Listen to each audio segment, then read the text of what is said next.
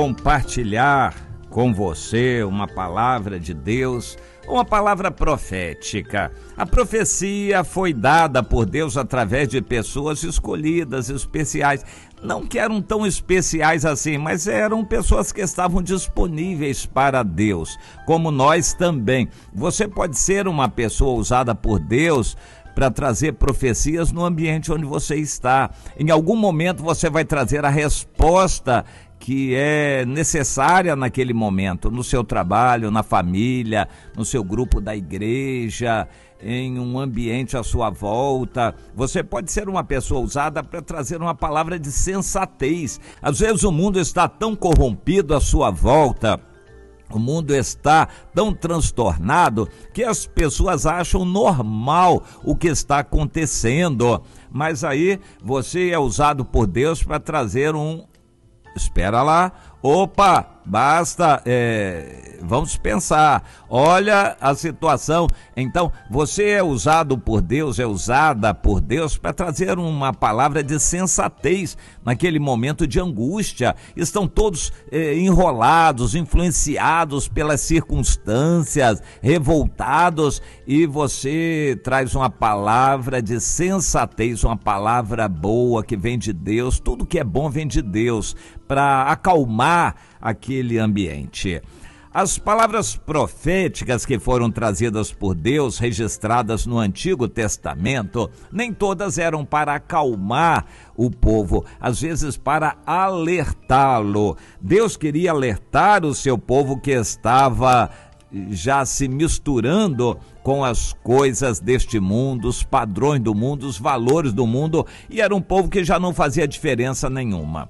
Sempre Deus está querendo na humanidade, desde que o pecado entrou no mundo, desde que a humanidade pendeu para o pecado. Isso é uma natureza que nós temos, todos nós tendemos para o pecado. Então Deus quer tirar do meio do pecado o que é bom. Deus quer catar algo que é bom do meio do sujo, da lama, do pecado, do mundo. Deus é maravilhoso, Ele está sempre querendo separar. Este é o conceito da palavra santificação, é separação, tirar alguma coisa boa do meio do que está ruim, para servir inclusive de exemplo para os outros.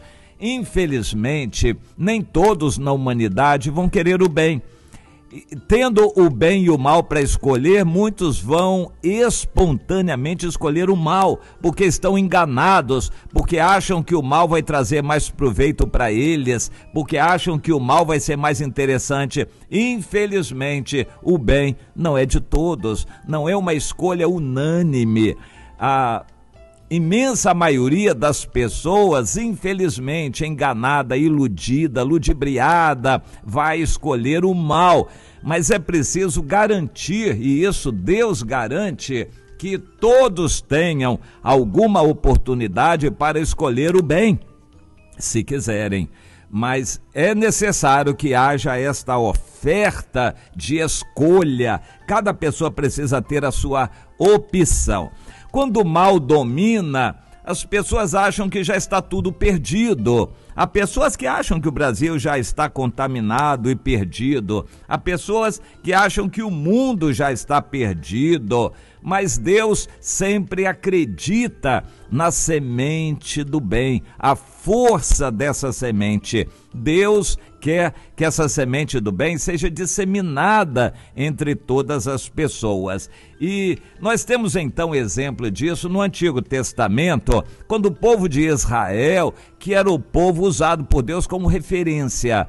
No pensamento de Deus, o povo de Israel não é melhor do que os outros povos. É um povo que foi tido como referência, como poderia ter sido qualquer outro povo. Deus escolheu um para servir de referência, modelo e exemplo. Quando o professor escolhe um assunto como exemplo para dar um problema para a classe praticar, não é que aquilo é o mais importante ou é a única coisa que é importante. O professor escolhe um exemplo, um assunto como um problema para a prova ou para dar exemplo na aula.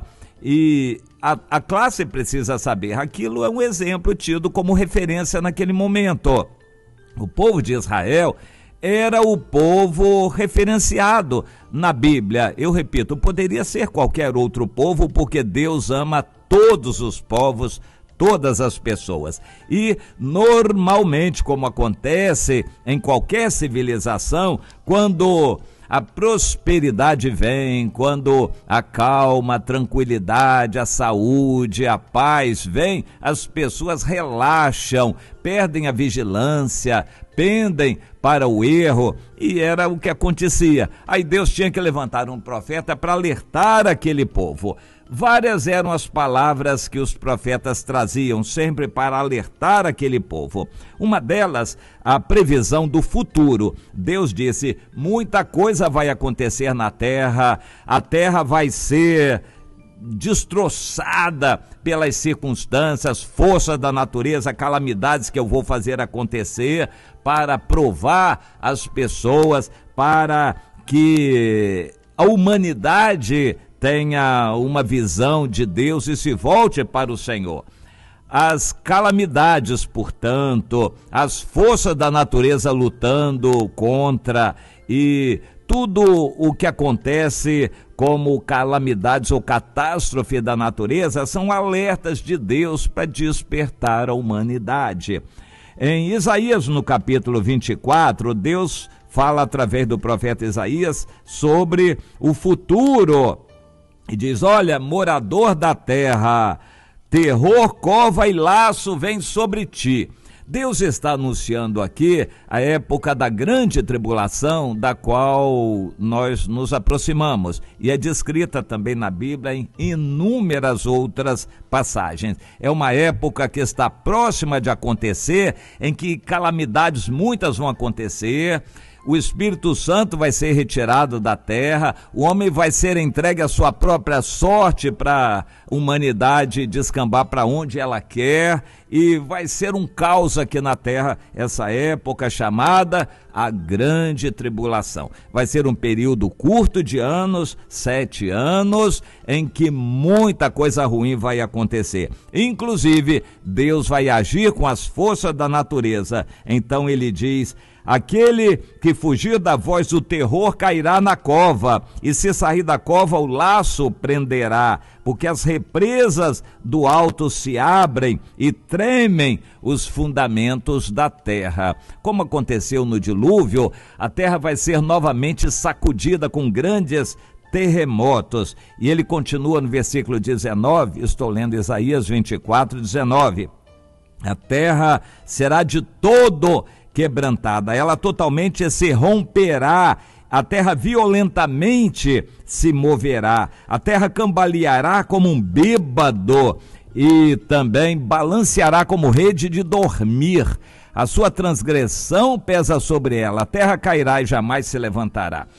O eixo da Terra foi mudado em 14 graus, o eixo magnético do eixo geográfico da Terra. O eixo de giro da Terra não é o mesmo eixo magnético. Há uma diferença de 14 graus e isto aconteceu no dilúvio e é a causa de haver diferença de estações na Terra. E Deus retornará àquela condição antediluviana quando da grande tribulação. Terremotos horríveis vão acontecer, a Terra vai se mover toda e ela vai voltar ao eixo original, então não haverá mais estações na terra, e isto faz parte dos grandes acontecimentos que terão lugar na grande tribulação, antes de Deus continuar a história num milênio de paz, quando Jesus vai reinar e governar aqui na terra. Quem crê na Bíblia crê também nisto. Às vezes parece difícil a gente acreditar numa coisa dessas, mas está para acontecer. Antes disso, porém, os grandes e terríveis acontecimentos da maldade humana e da ira de Deus com as calamidades e catástrofes da natureza, a terra está se preparando para grandes acontecimentos. Tudo já está predito com detalhes na Bíblia, como por exemplo, aqui em Isaías, no capítulo 24, creia nisto e coloque o seu coração nas mãos do Senhor, o Deus que é digno de confiança. Faça isso de todo o seu coração.